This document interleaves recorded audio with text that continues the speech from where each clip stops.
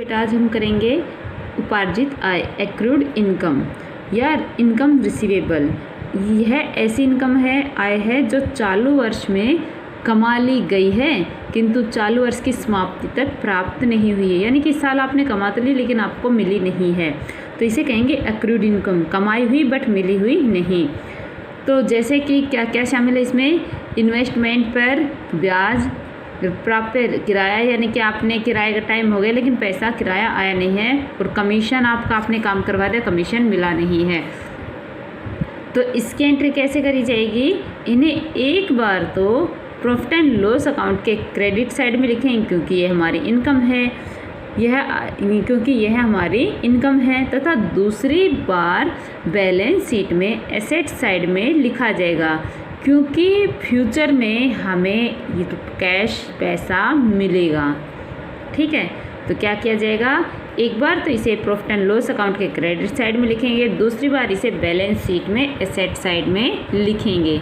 ठीक है, आगे कह रखा है कि यदि हमारे पास एक्रूड इनकम ट्रायल बैलेंस के अंदर दी हुई होती है तो इसे केवल बैलेंस शीट में लिखेंगे क्योंकि ये मान लिया जाता है कि प्रॉफिट एंड लॉस अकाउंट में इसे एडजस्ट किया जा चुका है।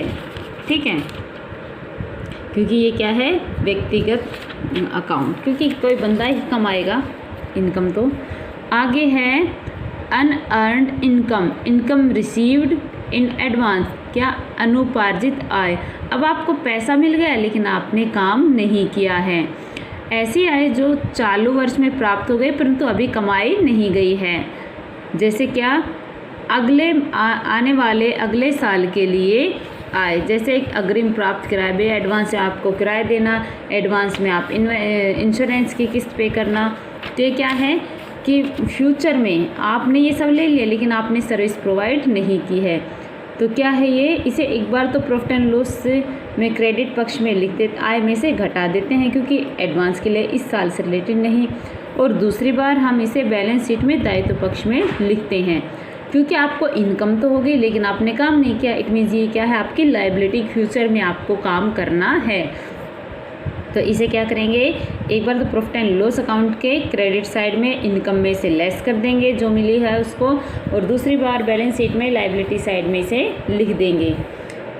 अब यही बात है कि अगर ट्रायल बैलेंस में दे रखा है तो it means profit and loss account में एडजस्ट कर दिया गया है, इसे सिर्फ और सिर्फ बैलेंस शीट में दिखाया जाएगा। फिर है इंटरेस्ट ऑन कैपिटल।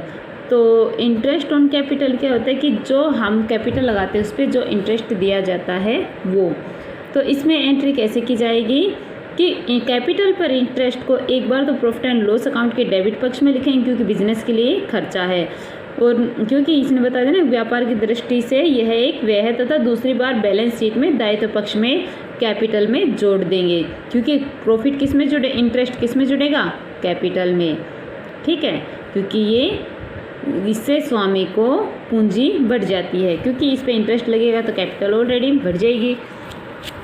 फिर है इंटरेस्ट ऑन ड्राइंग।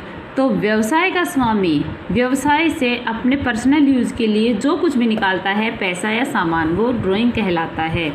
इसकी एंट्री क्या होती है कि ड्राइंग पर इंटरेस्ट को एक बार तो प्रॉफिट एंड लॉस अकाउंट के क्रेडिट पक्ष में लिखेंगे क्योंकि ये बिजनेस के लिए क्या है, इनकम, और दूसरी बार बैलेंस शीट में इसे कैपिटल में से लेस कर देंगे क्योंकि उसने अपने जो ड्राइंग किया है पर्सनल यूज़ के लिए तो उसकी कैपिटल उसकी है तो उसी में से लेस होगा। ठीक है, तो क्या होगा, एक बार प्रॉफिट एंड लॉस अकाउंट में से क्रेडिट साइड में लिख देंगे और दूसरी बार बैलेंस शीट में कैपिटल में से लेस कर देंगे। फिर इंटरेस्ट ऑन लोन, यानी कि हमने किसी से कोई लोन लिया है तो उस पर हम इंटरेस्ट देंगे, तो इसकी एंट्री क्या होगी कि यदि लोन क्रेडिट पक्ष में लिखा हुआ है तो इस पर ब्याज व्यवसाय के लिए व्यय होगा।